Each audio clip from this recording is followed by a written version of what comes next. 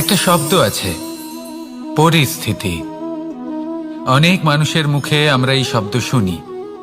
জীবনে যখন অসফল হই, দুঃখ আসে, সংকট আসে, কোনো বিপদ ঘনিয়ে আসে, তখন সমস্ত দোষ আমরা পরিস্থিতির ওপর চাপিয়ে দিই। আর দেখতে গেলে কোথাও না কোথাও ঠিকই করি।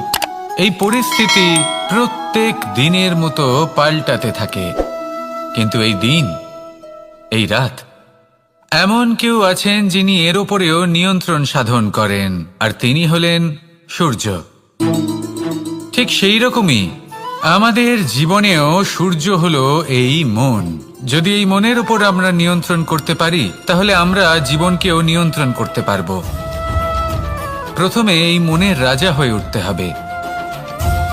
তাই মনে রাখবেন, যদি মন দুর্বল হয়, তাহলে পরিস্থিতি আমাদের সমস্যা বলে মনে হবে। এই মন যদি স্থির হয়, পরিস্থিতি প্রতিস্পর্ধা বলে মনে হবে। আর এই মন যদি শক্তিশালী হয়ে ওঠে, তাহলে যে কোনো পরিস্থিতি আপনার কাছে একটা সুযোগ মাত্র। এমন এক সুযোগ যাতে অগ্রসর হয়ে আপনি মহান হয়ে উঠতে পারেন।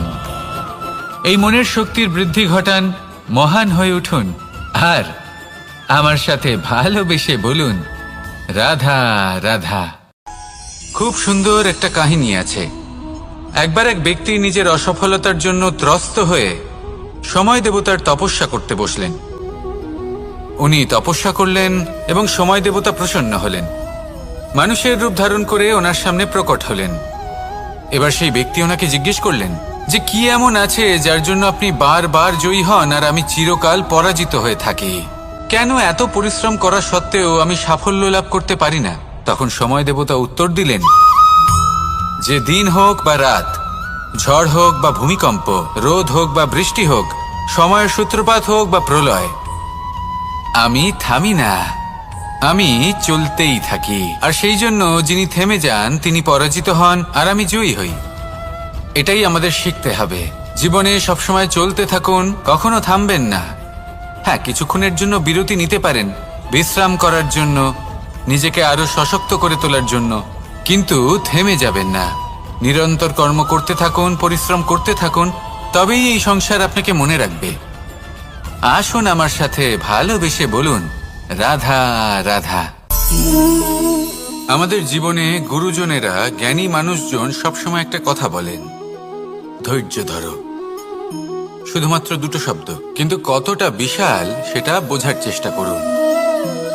ছোট একটা অস্ত্র হাতে নিন এবং একটা বিশাল পর্বতে নিরন্তর প্রহার করতে থাকুন, ধৈর্য ধরে সেই কাজ করতে থাকুন।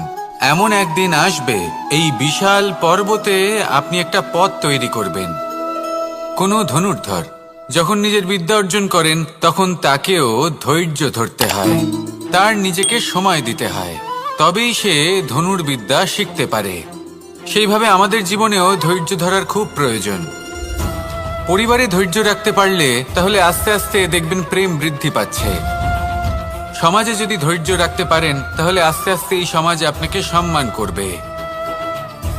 যদি নিজের জীবনে ধৈর্য রাখতে পারেন, তাহলে নিজে থেকেই আত্মবিশ্বাস বাড়বে, নিজের বিকাশ হবে। জীবনে সবই সম্ভব যদি ধৈর্য রাখতে পারেন। হয়তো আস্তে আস্তে হবে, কিন্তু হবে অবশ্যই। শুধু ধৈর্য রাখুন, কারণ ধৈর্যই সবথেকে বড় পুঁজি। আসুন আর আমার সাথে ভালোবেসে বলুন, রাধা রাধা। আমাদের জীবনে যখনই আমরা কোনো বড় দায়িত্বের সম্মুখীন হই, তখন আমরা তার থেকে দূরে পালাই, আর এই অজুহাত দিই যে না না, এত বেশি ভার বহন করার যোগ্যতা আমার নেই, আমি করতেই পারবো না। দেখুন, এই সংসারে ভিন্ন ভিন্ন ধরনের গাছ আছে, ছোট গাছ, বড় গাছ, কিন্তু বটগাছের মতো বড় এবং নিবিড় গাছ আর একটাও নেই। সে নিঃস্বার্থভাবে এই সংসারকে সেবা করে যায়, ছায়া প্রদান করে, শীতলতা প্রদান করে। আর যখন এমন সময় আসে যখন তার ওপর বোঝা অত্যন্ত বেড়ে যায়, সে কিন্তু কোনোভাবেই ভেঙে পড়ে না।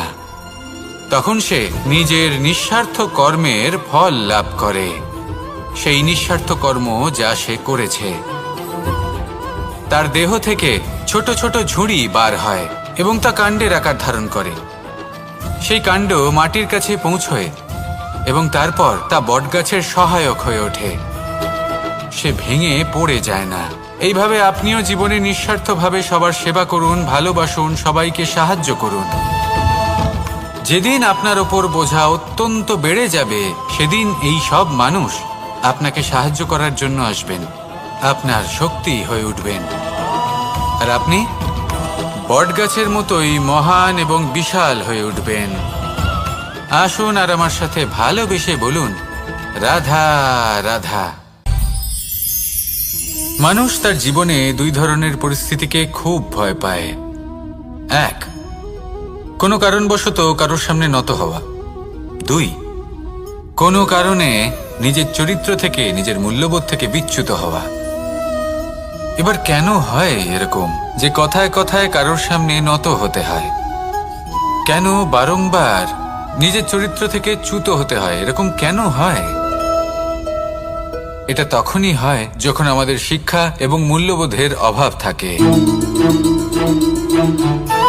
যদি মানুষের মধ্যে প্রকৃত শিক্ষা থাকে, তাহলে এই সংসারে কোনো সময় এবং কারোর সামনেই নত হওয়ার কোনো প্রয়োজন নেই। যদি মানুষের মধ্যে মূল্যবোধ থাকে, তাহলে তাকে নিজের মূল্যবোধ বা চরিত্র থেকে বিচ্যুত হতে হয় না, তা সে যাই হয়ে যাক না কেন।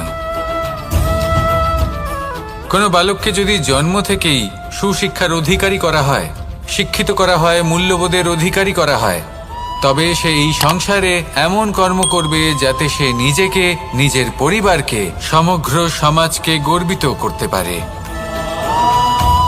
শিক্ষা লাভ করুন, মূল্যবোধ লাভ করুন এবং আমার সাথে ভালোবেসে বলুন, রাধা রাধা।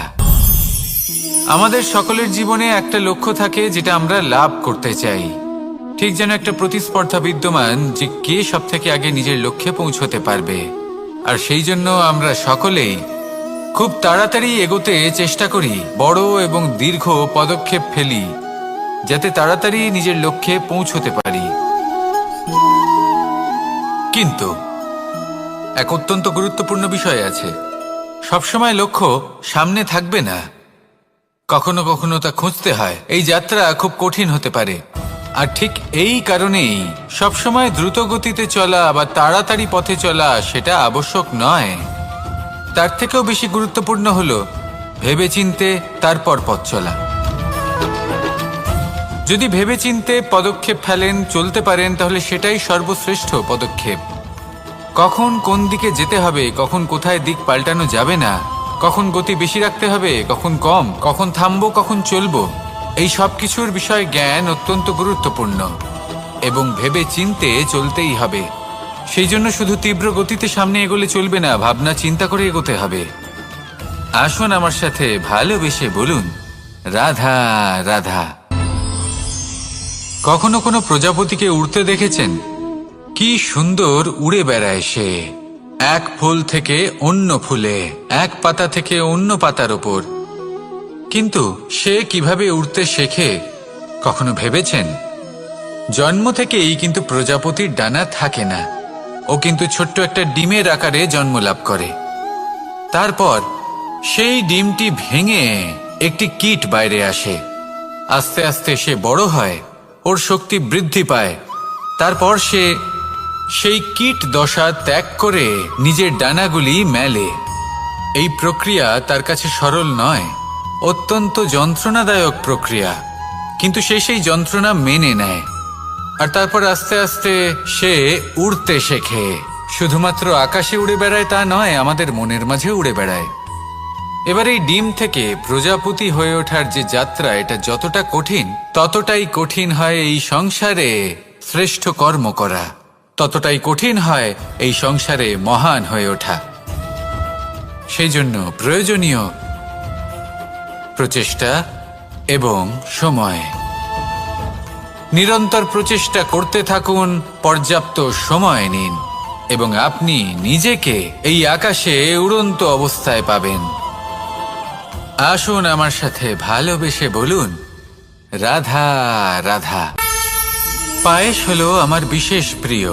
এর মধুর স্বাদ মনকে প্রফুল্ল করে তোলে। ছোটবেলায় মা আমার জন্য পায়েস বানাতেন এবং আমাকে বলতেন যে গরম থাকতে থাকতে খেয়ে নে কানাই, ঠান্ডা হয়ে গেলে ভালো লাগবে না। কিন্তু আমিও দুষ্টু ছিলাম, ঠান্ডা হওয়া পর্যন্ত অপেক্ষা করতাম, আর ঠান্ডা হয়ে যাওয়ার পরে মার কাছে যেতাম আর ওনাকে বলতাম যে মা, পায়েস তো ঠান্ডা হয়ে গেছে, এটা গরম করে দিন। তখন মা হাসতেন আর বলতেন যে পায়েস না হয় আমি আবার গরম করে দেব কানাই, কিন্তু এর মধুর স্বাদ, সেই মিষ্টত্ব, সেই সুবাস, সেটা আবার ফিরে আসবে না। কথাটা সত্যি। আর এই সত্যটাই আমাদেরও জীবনের সত্য। আমাদের জীবনের মধুর সম্পর্কগুলি, এতে যখন কটুভাব প্রবেশ করে তখন সেই মিষ্টত্ব ফিরিয়ে আনা প্রায় অসম্ভব ব্যাপার হয়ে যায়। আপনি চেষ্টা করে সেই সম্পর্ক ঠিক করতেই পারবেন, তার জন্য অগাধ পরিশ্রম করতে হবে, কিন্তু আবার সেই মিষ্টত্ব কখনো ফিরে আসবে না। সেই জন্য আপনার জীবনের যে মধুর সম্পর্ক আছে, যতটা সম্ভব চেষ্টা করুন তাতে মিষ্টত্ব বজায় রাখতে। কটুভাব আসতে দেবেন না।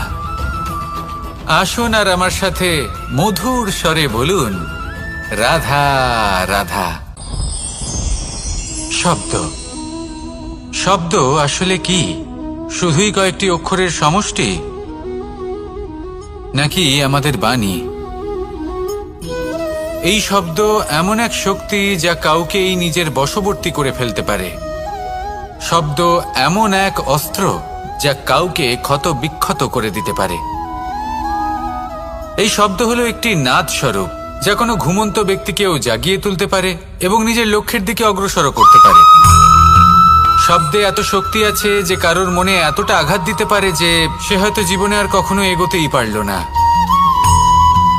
তাহলে এই শব্দের প্রয়োগ খুব ভেবে চিন্তে করবেন। এবং এই শব্দের মতোই হলো নীরবতা। অনেক সময় এই নীরবতা আমাদের সহায়ক হয়ে ওঠে, অনেক সময় এটা আমাদের অনুশোচনাকে অনেক বেশি বাড়িয়ে তুলতে পারে।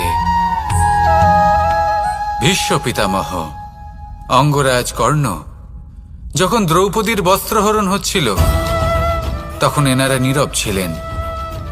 দুর্যোধনের বিরোধিতা করেননি, ওকে বাধা দেননি। আর তারপর কি হলো সেটা আপনারা সকলে জানেন। দেখতে গেলে নীরবতা চুপ করে থাকা, কিন্তু যদি কোনো দুষ্টের সামনে চুপ করে থাকেন, যদি তার বিরোধিতা না করতে পারেন, তাহলে এই নীরবতাই অনেক বড় পাপের আকার ধারণ করে। মনে রাখবেন আর আমার সাথে ভালোবেসে বলবেন, রাধা রাধা। আভূষণ, কার না ভালো লাগে এই আভূষণ? আমরা পরিশ্রম করি, ধন অর্জন করি আর আভূষণ কিনে থাকি, কখনো নিজের জন্য, কখনো বা তাদের জন্য যাকে আমরা ভালোবাসি, বা তাদের জন্য যাকে আমরা সম্মান করি। হয়তো সেই জন্যই সীতা চূড়ামণি ধারণ করেছিলেন এবং আমি সামন্তকমণি। কিন্তু এটাই কি সেই প্রকৃত আভূষণ যা আপনার মূল্য বৃদ্ধি করে? না। শ্রীরামের আভূষণ হল ওনার নম্র ভদ্র ব্যবহার। মাতা সীতার আভূষণ হল ওনার সততা, ওনার নিষ্ঠা, ওনার ত্যাগ। অর্জুনের আভূষণ ছিল ওনার একাগ্রতা। রাধার আভূষণ ওনার প্রেম। এই আভূষণ কোথাও নেই, আপনার মনে আছে। যদি আপনার মনে মিষ্টতা থাকে, তা শান্ত হয়, তাতে সততা থাকে, নিষ্ঠা থাকে এবং প্রেম থাকে, তাহলে আপনার অন্য আর কোনো আভূষণের কোনো প্রয়োজন নেই। আপনি যতই ভিড়ের মাঝে থাকুন, আপনার ঔজ্জ্বল্য চোখে পড়বে। আসুন আর আমার সাথে ভালোবেসে বলুন, রাধা রাধা। এই সংসারের সবথেকে বড় সত্যি হলো জন্ম এবং মৃত্যু, কিন্তু আরো বড় একটা সত্য আছে, মিত্র এবং শত্রু, যা আমাদের সকলের জীবনে থাকে। মিত্র সে যে আমাদের সঙ্গ দেয় এবং সংসারের সবথেকে উঁচু শিখরে আমাদের নিয়ে যায়, এবং শত্রু সে যে যে কোনো মুহূর্তে যে কোনো শিখর থেকে আমাদের নিচে ফেলে দিতে পারে। এবার বিচিত্র ব্যাপার হলো এটাই যে আমরা নিজেরাই এদের সাথে নিয়ে চলি, নিজেরাই এদের পালন করি। তা কি করে? প্রথমে বুঝুন এই মিত্র এবং শত্রু কারা। আপনার নিজের মন, আর কেউ নয়। এই মনই হলো মিত্র। যখন তাতে ভারসাম্য বজায় থাকে, তা নিয়ন্ত্রিত থাকে, তা পবিত্র হয়। কিন্তু যদি এই মন অনিয়ন্ত্রিত হয়ে পড়ে, যদি আপনাকে সে নিয়ন্ত্রণ করতে শুরু করে, তখন সেই আপনার সবথেকে বড় শত্রু হয়। সেই জন্য এই মনের ওপর নিয়ন্ত্রণ রাখতে শিখুন, এতে ভারসাম্য বজায় রাখতে শিখুন। তাহলে আপনি এমন এক বন্ধুকে পাবেন যে আপনাকে এই সংসারের শিখরে পৌঁছে দেবে। আসুন আমার সাথে ভালোবেসে বলুন, রাধা রাধা। ঈশ্বর আসলে কে? সংসারের বেশিরভাগ মানুষের কাছে ঈশ্বর হলেন এই সংসারের রচয়িতা, পালনকর্তা। কারোর কাছে উনি জ্ঞাতা, কারোর কাছে উনি হলেন আস্থার প্রতীক, আবার কারোর জন্য শুধুমাত্র অন্ধ বিশ্বাস। কিন্তু এই ঈশ্বর কি কোনো শরীর, নাকি একটা বোধ, নাকি শুধুই শ্রদ্ধা? ঈশ্বর হলেন তিনি যিনি হলেন আপনার ইষ্ট। সেই জন্যই তো গুরু, মাতা, পিতা এনাদেরও ঈশ্বরই বলা হয়েছে।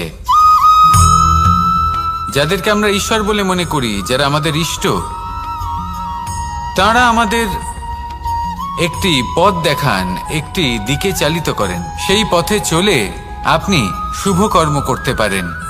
আর যখন কোনো ব্যক্তি তার ঈশ্বরের আদেশ পালন করেন, তখন সে নিজে থেকেই শুভ পথে অগ্রসর হয়ে যান। বেশ কয়েকজন মানুষ ঈশ্বরের ওপর আস্থা রাখেন এবং ভাবেন যে অনুচিত কোনো কাজ করা উচিত নয়, ঈশ্বর দেখছেন। ওনারা ভয় পান যে কোনো অনুচিত কর্ম করলে কে জানে তার পরিণাম কি হবে। এমন অনেক ব্যক্তি রয়েছেন যারা ঈশ্বরকে বিশ্বাস করেন এবং জানেন যে ঈশ্বর তাদেরকে দেখছেন। তাই যে যে শুভ কর্ম ওনারা করেছেন তার ফল তারা অবশ্যই পাবেন। এবার আপনি ভয় পেয়ে ঈশ্বরকে বিশ্বাস করবেন, নাকি বিশ্বাসের দ্বারা ঈশ্বরকে বিশ্বাস করবেন, সেই সিদ্ধান্ত আপনারই। কিন্তু হ্যাঁ, যদি আপনার মনে ঈশ্বরের জন্য কোনো স্থান থাকে, যদি আপনার কোনো ইষ্ট থাকেন, যদি আপনি কাউকে ঈশ্বর মনে করেন, যার প্রত্যেক আদেশ আপনি পালন করে থাকেন, তাহলে বলি, ঈশ্বর কখনো আপনাকে অনুচিত পথে চালিত করবেন না। আসুন আমার সাথে ভালোবেসে বলুন, রাধা রাধা। এই সংসারে ভিন্ন ভিন্ন ধরনের গাছ আছে, অসংখ্য ধরনের প্রজাতি আছে। কিছু গাছ পাতা দিয়ে থাকে, কিছু ফুল, কিছু ফল। কেউ ছায়া প্রদান করে, কেউ শীতলতা প্রদান করে, কেউ নিজেকে খুব কষ্ট দিয়ে এই সংসারের বিকাশে সহায়ক হয়ে ওঠে। কিন্তু এই সবার মধ্যে একটা বিষয় কিন্তু সমান, এরা প্রত্যেকেই পাতা ছাড়া, ফুল ছাড়া, ফল ছাড়া জীবিত থাকতেই পারে, কিন্তু কোনো বৃক্ষই শিকড় ছাড়া বেঁচে থাকতেই পারে না। এটাই হলো রাধার। ঠিক সেইভাবেই আমাদের জীবনে শক্তি হোক, ধন হোক বা সাফল্য হোক, আমাদের বা আমাদের পরিবারের প্রসন্নতাই হোক, এই সব কিছুর আধার হলো, সব কিছুর মূল হলো পরিশ্রম। তাই জীবনে চিরকাল পরিশ্রম করতে থাকুন। যদি আপনি জীবনে মহান হবার পথে অগ্রসর হতে চান, তাহলে পরিশ্রম করুন। এই পরিশ্রম দ্বারাই নিজের পরিবারকে প্রসন্ন করুন, নিজের বন্ধুদের প্রসন্ন করুন, এই সমাজকে গর্বিত করুন। আসুন আমার সাথে ভালোবেসে বলুন, রাধা রাধা। এই সংসারের সব থেকে বড় রোগ কোনটা? কেউ বলবে মানসিক রোগ, কেউ বলবে সেই রোগ যা সর্পদংশনের ফলে হয়ে থাকে। এই সংসারে ভিন্ন ভিন্ন ধরনের রোগ আছে এবং তার সাথে ভিন্ন ভিন্ন ধরনের যন্ত্রণাও রয়েছে।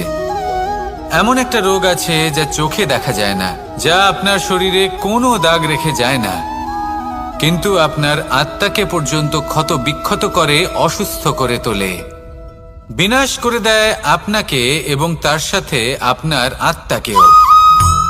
এই অসুখের নাম হলো লালসা। লালসা, যে কর্ম সাধন করেছেন তার থেকে বেশি ফল লাভ করার আশা। লালসা, যা আজ আছে তার থেকে অনেক বেশি লাভ করার ইচ্ছে। এই ইচ্ছে এই সংসারে সবার থেকে এগিয়ে থাকার আপনাকে প্রেরণা যোগাবে, কিন্তু তার জন্য আপনাকে অপরাধযোগ্য কাজ করতে উৎসাহিত করবে। আপনার বন্ধু, আপনার আত্মীয়, আপনার পরিবার, এই সবার থেকে আপনি কখন দূরে চলে যাবেন আপনি বুঝতেই পারবেন না। উচিত অনুচিত কোনটা, ধর্ম অধর্ম কোনটা, সব ভুলে যাবেন আপনি। সেই জন্য মনে রাখবেন, নিজের জীবনে যদি আপনি লালসার থেকে নিজেকে দূরে রাখতে পারেন, তাহলে এর অর্থ হলো যে আপনি এই সংসারের সব থেকে বড় অসুখের ওপর বিজয় লাভ করেছেন। আসুন আমার সাথে ভালোবেসে বলুন, রাধা রাধা। এই সাগর কত বিশাল আকার, কখনো শান্ত কখনো উত্তাল, কিন্তু এই সাগরকে এত মহান কে করে তুলল? জল। এবার এই জলের যাত্রা দেখুন, সেটা কতটা কঠিন। এই জল সাগরে থাকে, সূর্য ওকে এতটা উত্তপ্ত করে তোলে যে এই জল নিজের অস্তিত্ব হারিয়ে ফেলে এবং বাষ্পে পরিণত হয়ে হাওয়ায় মিলিয়ে যায়। তারপরে আকাশে যায় আর নিজের অস্তিত্ব আবার হারিয়ে ফেলে, মেঘে পরিণত হয়। তারপর এই মেঘ কোথাও গিয়ে কোনো পর্বতে ধাক্কা খায়, তারপর আবার এই জল নিজের অস্তিত্ব হারায়। তারপরে বর্ষার রূপ ধারণ করে তা বর্ষিত হয়, বা কোনো পর্বতের চূড়ায় তার শিখরে বরফের রূপ ধারণ করে। তারপরে এই বর্ষা মাটির দিকে নিজের যাত্রা শুরু করে। এবার মাটিতে ঝরে পড়া এই বর্ষা স্রোতের আকার ধারণ করে এবং আস্তে আস্তে বইতে থাকে। এই নদীর আকার ধারণ করে এবং নদী রূপে বইতে বইতে পাথরে ধাক্কা খায় বা কোনো পর্বতে ধাক্কা খায়, আর তারপর এই নদী এসে সাগরে সমাহিত হয়ে যায়। নদীর এই জল আবারও নিজের অস্তিত্ব হারিয়ে ফেলে, কিন্তু এইবার সেই জল নিজেই সাগরে পরিণত হয়। এটা আমাদের সকলের জন্য একটা শিক্ষা যে এই সংসারে জীবন এবং সময়ের হলো এক অনন্ত যাত্রা। এই সংসারে যা কিছু আছে তার সূত্রপাত কোথাও একটা হবেই। সেই জন্য মৃত্যু এবং সমাপ্তির চিন্তা ত্যাগ করে দিন, আর যে সূত্রপাত আপনি লাভ করছেন তার আনন্দ উপভোগ করুন। ভেবে দেখুন আপনি কিভাবে শ্রেষ্ঠ কর্ম করতে পারেন যাতে এই সংসার এবং এই সমাজ, এই দুইয়ের মঙ্গল সম্ভব। আসুন আমার সাথে ভালোবেসে বলুন, রাধা রাধা।